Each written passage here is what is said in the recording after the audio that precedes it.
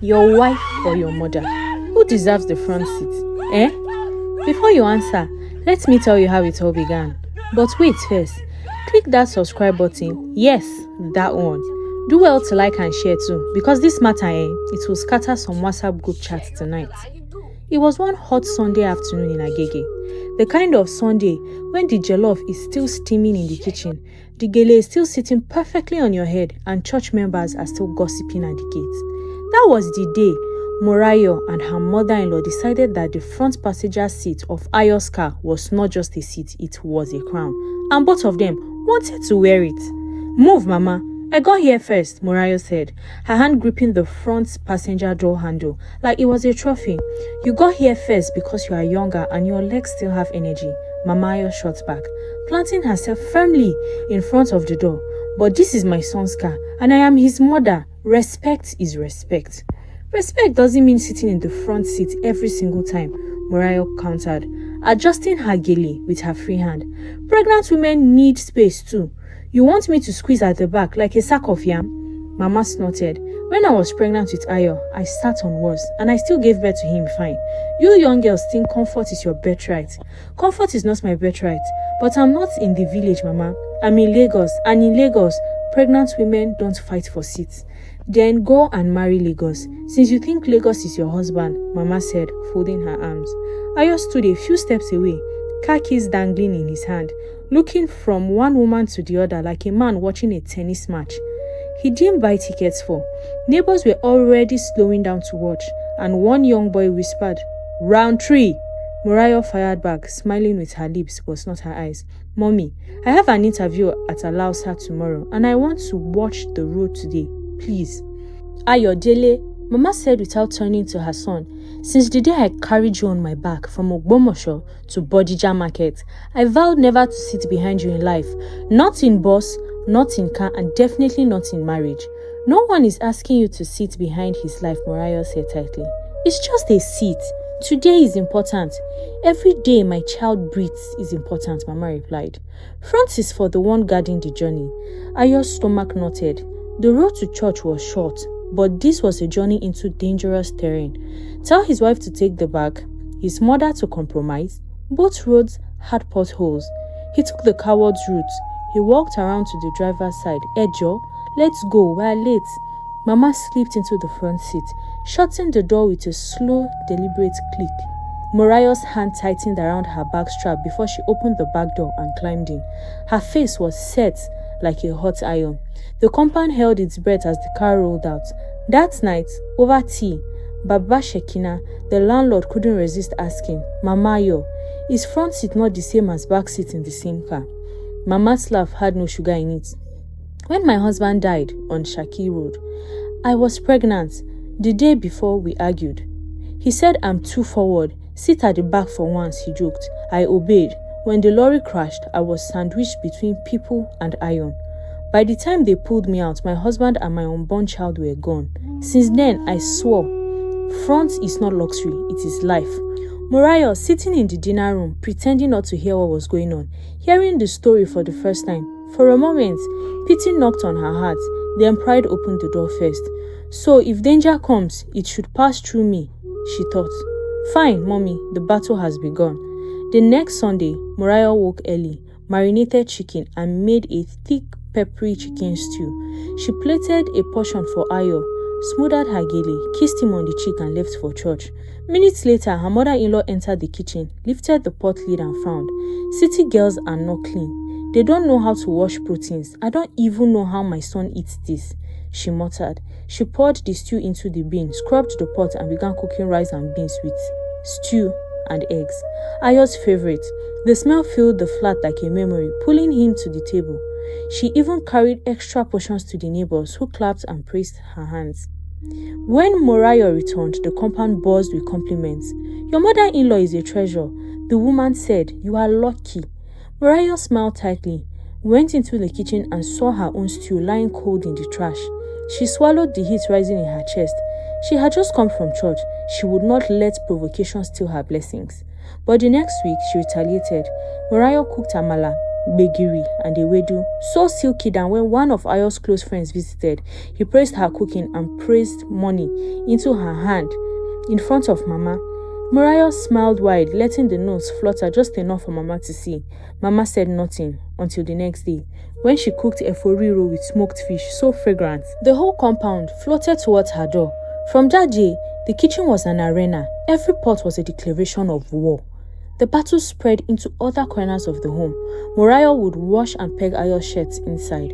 Hours later, she would find them dripping outside after Mama had re-washed them. Detergent must soak, not rush like TikTok, Mama would say. One humid night, Mama appeared at their doorstep with her mat. Mosquito in parlor is insulting, so I can't sleep there alone. Mommy, this is our room. You can't sleep here, so you will have to manage the sitting room for tonight. Then we'll sort it out first thing tomorrow morning. Is my son not inside? She asked. Omo mi, loko mi. My child is my heart. Before she could answer her, she barged in with her mat. 4 days later, the unthinkable happened. Mama began holding Ayo's ATM card for safety, handing him cash like a schoolboy without warning. She also moved Morayo from choir to childcare duty at church. Go and learn patience with toddlers, she said. Morayo struck back, hid the ATM card in her wig box, changed the Netflix password, labeled all the cooking oils. When her own mother visited from Ikorodu, the living room became a diplomatic battlefield. Morayo's mother, when you marry a son, you marry his future. Mamayo, when you birth a son, you birth his backbone. Ayo sat between them like a referee without whistle. One Wednesday morning, the front seat battle replayed. Both women gripped the handle. A teenage neighbor filmed it and posted online. Front seat wahala, wife versus mama. Who should sit in front? By afternoon, he had hundreds of comments. At work, Ayo's boss called. Ayo Dele, control your home. Clients are asking if you are that guy. That night, the house erupted. Respect is not only by age alone, Morayo said. It is by boundaries. Boundaries are for strangers, Mama replied. I am not a stranger in my son's house. Ayo tried to mediate. Let there be peace. Mama's eyes flashed. Peace will come when I know you have not married a woman who will drag you away from the hand that washed your backside. Morayo clapped once. Me? Drag? The day your son had malaria and you said to rub him with kerosene, did I not stay up to check his temperature? If I am an enemy, why did I stand? They both cried without tears, the way proud women cry. At 1 a.m., the landlord knocked, half joking and half serious. If we don't settle, NEPA will take light again. The house went quiet, but the war was far from over. For 2 days after the landlord's midnight knock, the house was quiet in a way a lagoon looks still before a storm. Smooth on the surface but full of undercurrents. Morayo and Mama Ayo moved around each other like neighbors sharing a narrow corridor. No raised voices, no slammed doors, but every good morning was too crisp. Every thank you was carried by a shadow. Ayo pretended to believe the peace, though he kept his visits to the parlor short and his ears turned for the sound of breaking plates. One Thursday morning, they all sat for breakfast. Bread, eggs, and tea. Ayo reached for the sugar. I measured it for you already, his mom said, pushing the cup toward him. Morayo took it back. He likes it lighter in the morning, she said, and tipped some out. Mama's jaw tightened. Ayo sipped quickly, burning his tongue. The next Saturday came with bright Hamatan light, and they planned to restock the kitchen. Ayo, eager to show unity, suggested they all go to Mile 12 market together. The ride there was its own diplomatic mission. Mama in front, this time without resistance. Morayo in the back, scrolling through her phone, face blank. The market was a sea of color and noise. Traders shouting prices, the metallic clank of weighing scales, the sharp smell of fresh peppers. They moved as a close group. Mama leading like a general who knew all the shortcuts. At the tomato store, a young man in a red cap greeted Ayo with a wide smile. Ah, big boss, for you. One basket, 5,000 naira. Before Ayo could answer, Mama reached into her wrapper and produced the money. I'll pay. No, Mommy, Morayo said quickly, pulling out her purse. I budgeted for this. Let me. They both held out notes towards the seller, their arms crossing in front of Ayo's chest. The seller laughed nervously, looking from one to the other. Should I split it? Why split? Mama said sharply. I am his mother. And I am his wife, Morayo replied, her voice calm but edged. Heads turned. Other buyers slowed to listen. A tomato rolled off the basket and landed by a woman's foot. She picked it up but didn't return it, just kept staring. Ayo cleared his throat. "We can pay half and half." "No," both women said in unison. The seller eventually took Mama's money and Morayo walked away without another word. But in the car home, she sat straighter, her silence humming like a hidden engine. On Monday afternoon, while Morayo was folding laundry, a postman came to the gate. "Later for Mrs. Alake Ayodele," he said. Morayo handed it to Mama. When she came out from her room, Mama turned the envelope over twice before opening it. Her eyes flickered over the lines, her lips tightening. Without a word, she folded it back and slipped it into her bag. That evening, while Mama baited, the bag was on the parlor chair. Morayo passed by and saw the corner of the letter sticking out. She didn't mean to read it, but curiosity is a slippery thing. She read enough to understand. A lawyer in Ogbomosho claimed there was an unclaimed insurance settlement from the Shaki Road accident. Mama had a legal right to it. When Mama came out, her wrapper tied fresh, Morayo asked casually, "Everything okay?" "Yes," Mama said too quickly, "just old matters." 2 weeks later, Morayo noticed her cycle was late. She bought a test kit, hiding it between bags of rice and beans from the shop. That evening in the bathroom, she stared at the result. 2 clear lines. She waited until Ayo came home and told him privately. His face broke into a wide grin. He hugged her tightly, whispering thanks to God, but the sound of the bathroom door opening behind them froze the moment. Mama stood there, a towel in her hand, eyes darting from one face to the other. "What are you two hiding?" she asked. Ayo hesitated, but Morayo said, "We're expecting." Mama's eyes glistened. "Oh, God is rewarding my prayers. This child will carry my name." Morayo smiled politely, but inside, the words landed like a challenge. "Your prayers."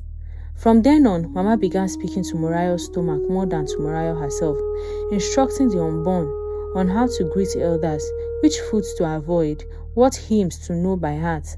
One morning, they were all due at the clinic for Morayo's first antenatal checkup. Ayo came with the keys. Mama was already at the passenger door. "Mama, please," Morayo said, one hand on her belly. "I need to be in front to stretch my legs. The doctor said so." Mama's hand froze on the handle, and with the driver's mother sit behind like luggage, Ayo looked from one to the other, his hand tightening around the keys. In the end, Mama moved to the back, but she sat in the middle seat, leaning forward the whole ride, giving directions to the driver as if she were still in front. One Friday evening, while Morayo was in the kitchen, Shade, the neighbor, knocked. "Have you seen Facebook today?" she asked, her voice buzzing. On Shade's phone was a viral post from a Lagos gossip page, a blurry still image from their earlier front seat fight. The caption read, "Disrespectful wives who push their husbands' mothers to the back seat. What would you do?" No names were mentioned, but the comments were full of people from the compound laughing in disgusted texts. By the time Ayo came home, the air in the flat was thick again. Mama sat on the sofa, arms crossed, and Morayo was at the window staring out at nothing. "Who sent that video?" Ayo asked. No one answered, but both women knew the truth. In this compound, nothing stayed hidden, and nothing was ever truly over. The viral photo didn't fade as quickly as Ayo hoped. By Monday morning, everyone in the compound seemed to have found a way to look at their flat and then look away with a knowing smile. Children played a game that they called Mama Go Front, Wife Go Back, pushing each other toward imaginary car seats and laughing. When Morayo went to fetch water from the compound tap, Shade's younger sister greeted her. "Auntie Morayo, are you sitting in front today?" she asked innocently. The chuckles from a group of women washing clothes behind her made the question sting sharper. On Wednesday evening, as the family walked into church for midweek service, Morayo noticed people's eyes flickering towards her belly, then toward Mama. 2 women whispered behind their hymnals. Pastor Femi's sermon that night was on unity in the household. His eyes seemed to settle a second too long on their pew. After service, he pulled Ayo aside. "Talk to your women," he said quietly, "before this small matter turns into a public shame." Ayo forced a smile and nodded, but inside, frustration was beginning to settle in his chest like wet cement. The next week, Mama announced she was visiting a long-time friend in Ibadan. She left early Saturday morning, tying her handkerchief tighter than usual, but her actual destination was Ogbomosho. She walked into the lawyer's office in the late afternoon heat, clutching the letter in one hand. The meeting was short but loaded. The lawyer explained that the insurance settlement was delayed for years due to paperwork issues, but now everything was ready. All that was needed was her signature. Mama signed without hesitation. As she left, she tucked the folded check deep into her blouse. Back in Lagos, Murayo had no idea. She spent the day battling nausea and swollen feet. She craved roasted plantain, and when Ayo brought some home, Mama wasn't there to comment on whether it was good for the baby or not. For the first time in weeks, the flat was quiet, but peace has a short shelf life in their house. Mama returned on Monday afternoon, smiling as if she had returned from a retreat. She carried a large basket filled with smoked fish, dried pepper, and hand-woven mats for my grandchild, she said, pointing at the basket. Murayo thanked her, but when she opened the smoked fish wrapper later, she muttered to herself, "This one smells like a plan." That night at dinner, Mama insisted Murayo drink a bitter herbal concoction from the village, claiming it would strengthen the pregnancy. The liquid was dark and oily, and Murayo refused. "Do you think hospital medicine knows better than tradition?" Mama asked. "I think clean water knows better than boats," Murayo replied, pushing the cup back. Ayo set his spoon down with a sharp clink. "Enough," he said. "I'm tired of every meal being a battlefield. I work all day and come home to this." The silence that followed was heavier than shouting. The next night, unable to sleep, Murayo went to the kitchen for water, passing Mama's door. She had a low voice and she paused. "Yes, she doesn't suspect anything," Mama was saying. "It's just a matter of time." "No, I will handle it. She will thank me later." Murayo froze, her hand tightening on the door frame. Who was Mama talking to? And what didn't she suspect? Mama's tone softened, almost apologetic. "I know, but she came between us. I won't lose him too." The sound of footsteps inside the room snapped Murayo back. She slipped away to her bedroom, her mind racing faster than her heartbeat. She didn't sleep that night. Murayo could not stop replaying the overheard phone call in her head. She doesn't suspect anything. I won't lose him too. The words looped like an old record. Every time she looked at Mama across the dining table or passing in the corridor, the sentence rose in her mind like steam from hot yam. She became more watchful. If Mama left the room to take a call, Murayo's ears tilted softly towards the door. If Mama went out with her handbag, Murayo noted the time she left and returned. Yet, Mama carried herself as if nothing unusual had happened. Humming while sweeping the ground, cracking groundnuts in the parlor, even offering Murayo bowls of pepper soup for strength. It was on a Wednesday morning, during a seemingly ordinary trip to the market, that the front seat war reignited. They were supposed to visit Ayo's aunt in Mushin. Ayo had already warmed the car, and Murayo, feeling the weight of her pregnancy that day, walked out of the flat a few seconds before Mama. She headed straight for the front passenger door, determined to get there first. But Mama was faster. Her wrapper swayed as she took a wide step, opening the door with a triumphant smile. "I need the leg space," Mama said. "I need it, Mom," Murayo replied, placing a hand on her belly. "The baby needs it. Babies are not kept in the front seat, my dear," Mama said sweetly, settling into the seat. The neighbors had seen them emerge together and, sensing another drama, slowed their sweeping and water fetching to watch. Ayo stood by the driver's side, his hand covering his eyes for a moment. "Can we not do this today?" he pleaded. But a voice from the compound called out, "Mama, go front again, no." Laughter followed. Someone, unseen, was already holding up a phone to record. Eventually, Ayo convinced Mama to move to the back, but her muttered comments all the way from Mushin that kept the air tense.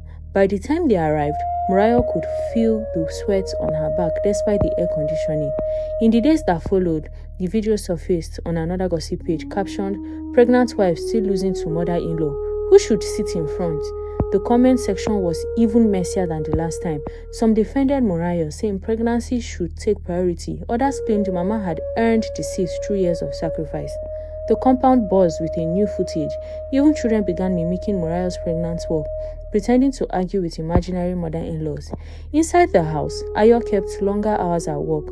Sometimes he said it was because of extra projects. Other times he didn't explain at all. The silences at home grew thicker. Then unexpectedly, Mama's behavior shifted. One morning, she knocked softly on Murayo's door before entering. "Drink this," she said, holding out a steamy mug of ginger tea. Murayo eyed it suspiciously. "What's inside?" "Just ginger and honey," Mama said. "Helps with morning sickness." Mariah sipped reluctantly. It was indeed ginger tea, nothing bitter and nothing strange. Later that week, Mama massaged Mariah's swollen feet with warm shea butter, telling stories of her own pregnancies and the cravings she had. The change was confusing. Was this sudden kindness genuine or part of whatever secret Mama was keeping? The truth began to unravel one Friday afternoon. Mariah had gone to the bedroom to look for a spare pillow when she found Mama's wrapper draped over the chair. Underneath it was an envelope, the corner of a bank check peeking out.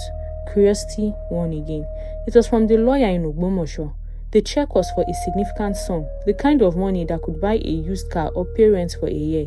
The memo line read, "Insurance settlement, Shaki road accident." In that moment, the pieces clicked. Mama hadn't just gone to see a friend. She had gone to claim the money. But why hide it? Mariah folded the check back carefully, her heart pounding. She decided not to tell Ayo yet. Instead, she would wait and see what Mama planned to do with it. The following Sunday after church, a small shift occurred between them. Mariah was struggling to carry a basket of food items when Mama, without a word, took it from her hands. "You will break your back before the baby comes," she said, leading the way into the kitchen. For a moment, Mariah saw something in Mama's eyes. Not rivalry, not suspicion, but a flicker of genuine care. It didn't erase the battles they'd fought, but it hinted at a possibility of peace. Still, the wall between them had cracked now, and through those cracks, light and trouble could both enter. It was the second Saturday in December, and the compound was buzzing with preparations for Ayo's cousin's wedding in Ikorodu. Lace fabrics in shades of teal and gold were draped over shoulders, gele were being tied, and car doors slammed open and shut as guests scrambled to make the morning church service. Ayo had promised to drive Mama, Murayo, and two of his younger cousins. The arguments began before anyone even reached the car.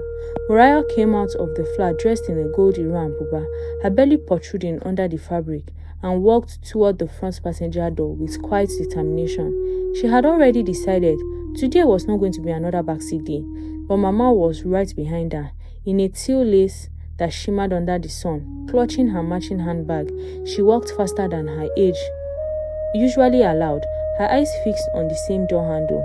They reached it together. "I told you, this front seat is mine today," Mariah said, keeping her voice low but firm. "And I told you I will not ride to a family wedding like luggage," Mama replied, one hand gripping the door.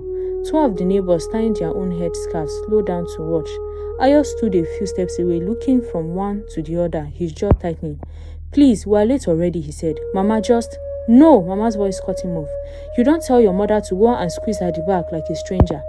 Mariah's chest rose. "And you don't tell a pregnant woman to fold herself in the back seat for 2 hours. One of the cousins coughed awkwardly, but another pulled out his phone. The fight was too loud, too sharp, too theatrical to resist recording. In the end, Mama yanked the door open and slid into the front seat, her face set. Mariah climbed into the back, her gaze locked on the side mirror where she could see Mama's profile. The drive to Ikorodu was silent except for the rumble of traffic. At the reception, surrounded by loud music and clatter of plates, Mariah excused herself to sit under a tent away from the speakers. Her back ached, her feet felt swollen, and her mind kept circling back to the check she had seen.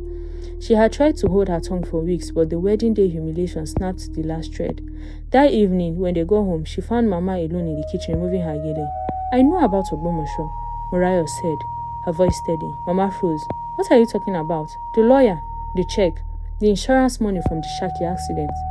Mama turned slowly, her eyes narrowing. "You went through my things. I didn't plan to, but I saw it, and I know you've been hiding it from Ayo. Why?" For a moment, Mama said nothing, then her voice came, low and measured, "Because it's for him, for his shop, to get him out of this constant hand-to-mouth life. And I didn't tell you because I wasn't sure you would try to take it for your own plans." Mariah's brows knitted. "My own plans? I'm his wife, not his enemy." "You came between us," Mama shot back. "Before you, I was the one he called first when something happened. I was the one he brought his troubles to. Now, I'm a visitor in his life." The words hung in the air like thick smoke. Mariah's lips parted to respond, but a sharp pain rippled through her stomach. She gasped, grabbing the counter. "Mama," she whispered. In an instant, Mama was beside her, steadying her. "It's time," she said. "We need to get to the hospital now." The ride to the hospital was a blur of honking cars and Mama's voice telling Ayo to drive faster, but not too fast. At the hospital, Mama backed orders like a general, securing a bed, calling a nurse, and arranging the bags. Hours later, in the soft light of the maternity ward, the cry of a newborn filled the air. The nurse placed the wrapped bundle in Mama's arms first. She stared down at the tiny face, her lips trembling. "My grandchild," she whispered. Then, after a long pause, she looked at Morayo, "Our child." When she handed the baby over, her fingers lingered on Morayo's hand. "You did well, my daughter." It was the first time she had used those words. 2 days later, they left the hospital. Ayo drove, glancing into the back seat where Mama started cradling the baby. When they reached the compound gate, Mama spoke. "Today, I will sit in the back. She needs the front seat with the baby." Morayo looked at her in surprise. Mama smiled faintly. As the car rolled into the compound, there was no tension, no tight silence, just laughter, the baby's soft coos, and the feeling of that, at least for now, the battle for the front seat was over. Or was it? Probably suspended.